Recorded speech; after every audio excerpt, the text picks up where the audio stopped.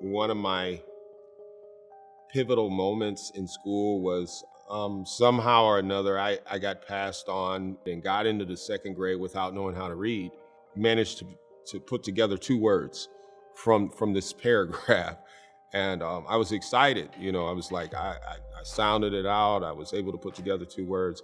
And she said, no, the whole paragraph. And I gave up. I eventually gave up. And school for me, was just terrifying, to go to every day, because it was just one humiliating moment after the next. At 13, I remember my brother, whom I had just met, he ended up getting locked up. He ended up going to the penitentiary. So I was kind of lost after that. And that was the thing, you had to belong to something or somebody, you know what I mean? And so I ended up joining an organization and trying to belong there, trying to fit in, trying to, establish myself with the gang, by any means necessary, whatever they asked me to do, and I did it more than the next man. When they found out I was using drugs, a group of them came and threw me in a car and pleaded with me never to use drugs. Instead of taking my life, they just ostracized me and just, hey, if that's what you want to do, you stay over there with that. So I ended up homeless in Houston. Ended up homeless. Was a real dark time for me. Real dark time. Dangerous situations I found myself in. I ended up in a real bad situation to where I was shot twice. When they shot me, the first thing I went to do was go take a hit of crack. Because if I was gonna go, I was gonna go high. I just didn't care. Like, I really wanted to die.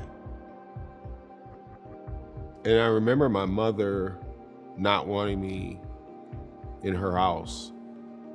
I remember it being cold and no one came to pick me up from the bus station when I got from Houston. Really, no one wanted anything to do with me. So I found myself in a new city, wandering the streets of Minneapolis. And one day I found myself passed out on this street. And I remember someone shaking me and waking me up. And it was a Minneapolis police officer. And he looked down at me and he shook me and he looked at me and he said, "Get up, somebody cares about you."